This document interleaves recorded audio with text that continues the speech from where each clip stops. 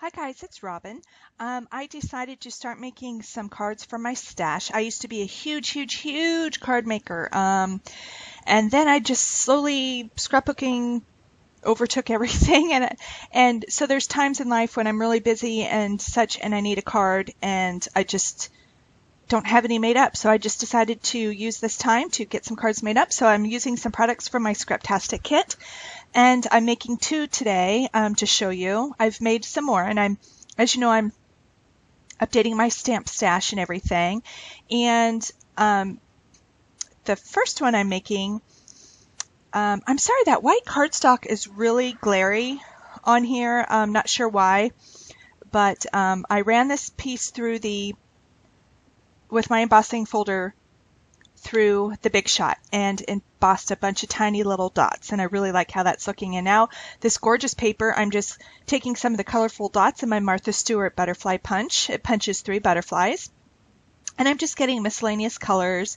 I'll pull some teal from the other page and have some yellow and red pinky colors, and I even took some gray. And this is just a miscellaneous friend card, kind of just a just because card. You know, sometimes you have friends who are having a rough day or they have something coming up they're excited about or nervous about, and it just says, "You're my inspiration," or "You inspire me." That's what it says, "You inspire me." The stamp set is Hero Arts. I got it at Michael's, so you can find it there, or probably even AC Moore or Hobby Lobby. I don't have a Hobby Lobby, so I'm not sure. And at first I thought I was going to do a horizontal card, but with all the butterflies I had and the movement I wanted them to take, I just kind of wanted them to do this like turn in flight type of thing. And so I really needed it vertical. So basically I'm taking one large butterfly from each of the colors, or as many as I could fit on there. I probably could have done a taller card, but this is just a standard size card. And I decided to add some blue and white twine. I'm just going to wrap it around the bottom and tie it in a bow. And then on the back, I'm going to secure it with some washi tape. Now this is just a panel that I'm going to put onto the actual card base. So, and that back part is not going to show when you open up the card because it's going to be adhered to the top of the card. And I just fiddle with the bow. There's really no trick to bow tying, I don't think. I just kind of pull tight and I pull down on the strings and then pull tight again until I get the bow I want. And then here I'm just securing the back so that those don't move. Back to putting on all those butterflies. No, I just wanted to do something different. I haven't really showed much of my card making, and by no means do I believe I am a master card maker. I am not. Currently I'm trying to teach myself with Copics. Well, I'm trying to teach myself Copics without having any Copics as of yet. But right now I'm just watching different people here on YouTube and how they color and how they put the color combinations together. And I've mentioned that in previous videos, and quite a few of you have gotten with me of people to watch, and those people have on their blogs, they have like, you know, color charts and their favorite color combinations within a color family. And I really appreciate that a lot. That has helped me tremendously, especially as to what colors to start buying. So I really do appreciate your guys' help. I am starting a blog. I have a blog up, so you can go to www.robinvoke.blogspot.com, and I'll put in the description bar below. But yeah, go there and feel free. I should have a list of what I use with some projects. And also right now, I'm working on, well, I finished yesterday updating my stamp storage, how I'm storing them. I was storing them in the packaging in how they came, and I had it in this little bin. But I watched Jennifer McGuire Inc. here on YouTube of how she bought these bags from Simon Says Stamps, and how all of her stamps now are uniform. They look the same. She repackaged them. She used her label maker and all that. So I did the exact same thing, and I did it for my dies as well. And I have before and after pictures up. Even on my Instagram, the before and pictures are already up. So I'm hoping to get that video up in the next couple of days, but it'll be on my blog as well once I post the video. But man, does it look better? It's cut down on space. And you know, because all those packagings, they're different heights and different sizes. And in her video, which I'll link, she even tells you for the taller stamp sets, you can either buy taller envelopes, but if you want everything the same size, she teaches you how to reorganize the stamps on the new packaging and stuff. So, and I had done that on, I had to do it on all of my Inkadinka stamps because they were taller packaging. So, and it worked. It absolutely worked. And I even did it with one of my Close to My Heart, and the Close to My Heart was fatter and taller, and they still fit the way she said to do it. So it was amazing. I'm going to be going through my older Close to My Heart stamp sets and getting rid of the ones that I just haven't touched in a while. I'm always going through, no, I'll use it. And I don't. So, and there's new stamps out there with matching dies or just dies that I want to get. I just need to make room because I don't have a large scrap space. So I think when I do get ready to, or when I figure out which ones I'm going to get rid of, and they're great universal stamps, I'm just ready for an update. I'll put them on my blog probably, so if anybody wants to buy them, they can. And they're really nice stamp sets and hardly used. And I want to say they were probably anywhere from $15 to $35, just depending on the stamp set from Close to My Heart. So, of course, they'll be discounted. But, yeah, let me know if you're interested, and maybe I'll do that one day next week and get them up on my blog. But this was a bunch of fun. It's kind of, it shouldn't be hard to switch my brain from scrapbooking to card making, but it kind of is because the palette I have to work with is so much smaller, even though the design in my head is so big. But all I did was I added one large butterfly from each color group, and then I added like 2 small butterflies from each group. And I kept the colors together, and I'm going over them all with my Wink of Stella, clear Wink of Stella marker, just to give them a little bit of shimmer. And now I'm putting a dot of glue in the center of all these small butterflies, and I'm going to put a tiny pearl enamel dot thing in the center of each body. And then I'm going to put larger ones in the middle of the bigger butterflies. I add a couple of sequins on here, and I just backed the You Inspire Me on some blue cardstock to match the ribbon down below. And basically that is it. And when I hold it up and you see the dimension from the embossing folder, that's really what makes the card. Even if you just have textured cardstock, something with some, it could be plain of course, but I just liked the feeling of something textured but white underneath the butterflies. I just feel it helps give it more movement or something. I don't know, or more interest to the card, definitely. But I made this a top folding card, I believe I did. The other one is not. The other one is a traditional side opening card.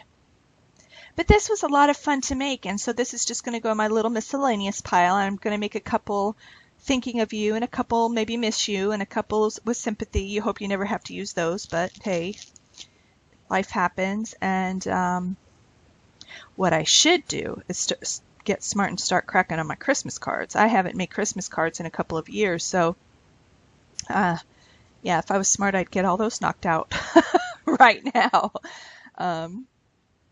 But I don't know, I just thought maybe you'd like to see something different from me, and maybe get inspired to make some cards yourself.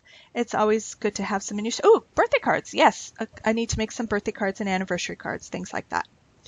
Oh no, this one is a traditional, okay. I thought I made it a top opening card, but I guess not. All right, here we go. You can see that embossing folder a little bit. The dots, I think it's just really pretty. You can definitely tell in the pictures. Have a great day. Just because card. The next one, oh, here I added the sequins. I decided to add some sequins. So now you see, I think that just really, really makes it. And the sequins are from Studio Calico. Some are from the Neon collection, believe it or not. And I have a couple from the Lemon Lush, the yellow ones, I think. But the blue, the green, and the pink and orange are from the Neon collection.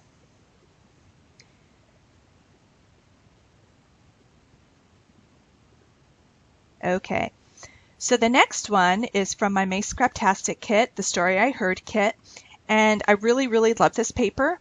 And so I decided to, you know, back in the day when you would just pick up the phone and call a friend, now we text or we email or we do something else. But there was a day when we would pick up the phone and call our friends. So I decided to pull out some of these dials, and silly me, I wasn't thinking about the punch until I almost had this one cut out. So the other three I used my punch on. I think it's the 2-inch punch, works great with these. There's a little bit of white around the edges, but that's fine. I end up not chalking, but inking the edges anyway. But yeah, again, this is just going to be a, you know, a friend, hello, how are you kind of card.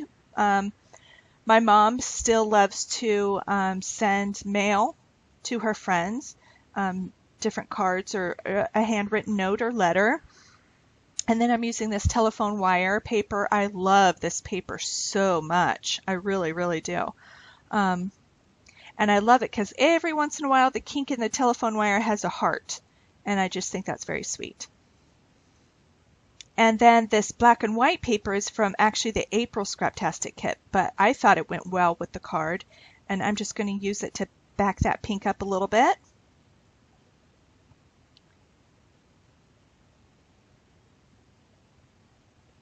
Oh, I think I ran out of my tape. And I sewed around the edge just to give it a little added texture to the page. And I think here I'm just going to start playing around with placement. So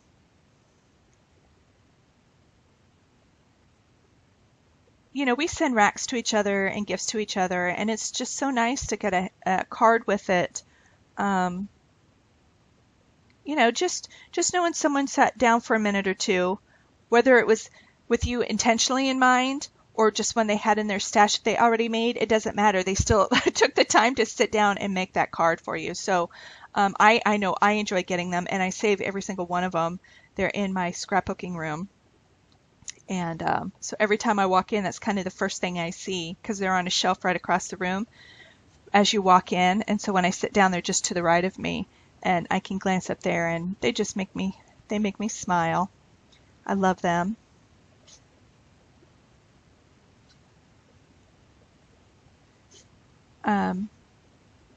I'm just kind of doing a little, I'm not sure if I want a thin band going across the bottom or a wider one. So I'm doing a strip of each, and chalking the edges just kind of helps make it pop off the page and not have everything blend so much. And I decided to use the thicker one, but I wanted to use some of that black and white paper a little bit more too, that I have the pink backed up on. So I'm just going to, but the strip I had wasn't long enough. And I'm using a tag, that red tag down there is from the ephemera pack from the May kit, and it says, "Hello, friend." So I'm just going to kind of, that's the trick that we all know from scrapbooking. If you have a strip that's not long enough, but something's going to be covering it, you cut it in half, and the thing that's going to cover it is going to go over the part where the strip is missing. So that's all I'm doing here. I cut that strip up, and I'm putting it on either edge. And the little centerpiece is missing, but that's okay because that "Hello, friend" is going to cover it. And I decide to take my black thin marker and put in the numbers on the dial-a-phone, on the rotary phone. I just think it adds a little something, because there's usually, you could write words in there too if you can find a word that fits, or someone's name maybe. That would be cute as well. Just thought of that. There's obviously 10 spots, so 0 through 9. So, you know, if you can find a phrase or something that fits in there, that'd be cute. I'm just going to outline the tag now.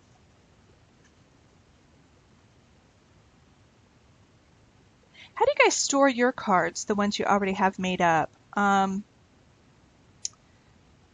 mother-in-law, that's primarily what she does, is card making.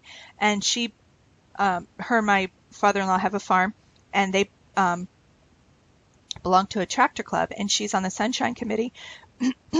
So if anybody has a birthday, anniversary, if there's a death in the family or whatever, she sends the cards, and she makes each and every card. But she had these little boxes. I don't know if she bought them through Stampin' Up or what, but she decorated the outside of each box, and she put the month on there. So all of the birthdays or anniversaries in January are in that January box. All of that, because there's so many people in this club, that's how she does it. And so I think she opens up the lid to these boxes, and then they're separated by month.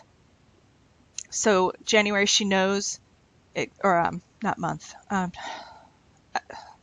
What is it? Oh, date within the month. Yeah. So she knows automatically. Each week she goes and she pulls out the cards for that week and gets them out in the mail. And so they usually arrive. She has it down to where they usually arrive on that special day, if not the day before. So yeah, she's really good. She's very organized. I'll have to ask her again how she does it. Maybe I'll have her, I'll tape her explaining the process. That's what I'll do. We're going up there on Friday for a week. So I'll videotape her kind of going through her little process of how she organizes all of that. But how do you guys do it? Because I'm not doing anything that huge. I'm just going to have some cards made up when I need them, but I don't really have anything set up for that. Right now they're just kind of in a little bin, open to the world. They're not covered up in anything. I don't want to forget I have them. So anyway, any ideas, that would be greatly appreciated. All right, so now I'm just mounting it to the front of this card base, and I made the top the same width as the card base, so it's not like white edging it or anything, because I have the pink mounted on that black and white that does show. And now I'm just taking my Wink of Stella, and I'm glittering in some places, and then I decided to get out my dimensional, or it's kind of like glossy accents. Diamond Glaze, I think it is, but it's from Close to My Heart, because that's what I already had. But absolutely, you can use the other stuff from Ranger. And it's shiny, and it kind of, when it dries, it pops up, so it adds some dimension to your card as well. And I use that for inside the heart. And then I use it in each of the round circles where the numbers are on the dial. And then I use it on the actual, I got overzealous, but actually I really like the way it looks in person. And I use it on all of the cords, all of the telephone cords on the pink. I just kind of felt it needed something a little more too. So, and it ties it all together. So I just trace all those cords with that stuff. And it just took a little while to dry. You can do this part at night and leave it overnight. Or what I did was I finished this, I went up and I made dinner, and by the time I came down it was dry.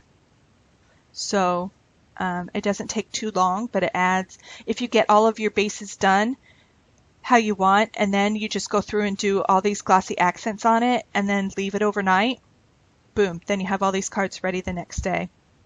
I would do them all at once and just knock it out. So, and how I used to do cards, like when that's all I did, if I was making like 10 of the same card, I would cut everything out at the same time, and then I would stamp everything at that same time, and then I would assemble everything at that same time. I just kind of like did an assembly line instead of start to finish on one card, start to finish on the second card, start to finish. Some people work better that way. I did better. Let's cut everything first.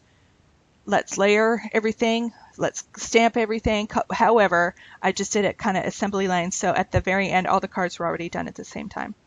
So here we go. Here's a close-up of the card. I think it turned out really cute, and I think that's a fun way to use those dials. Something different. And if you don't have that ephemera pack with the Hello Friend, you can simply just stamp something on color cardstock and white emboss it or something, and then cut it out with the fishtail on each end. It was very simple to do. But thanks for joining me. Let me know what you think, and I'll talk to you later. Bye.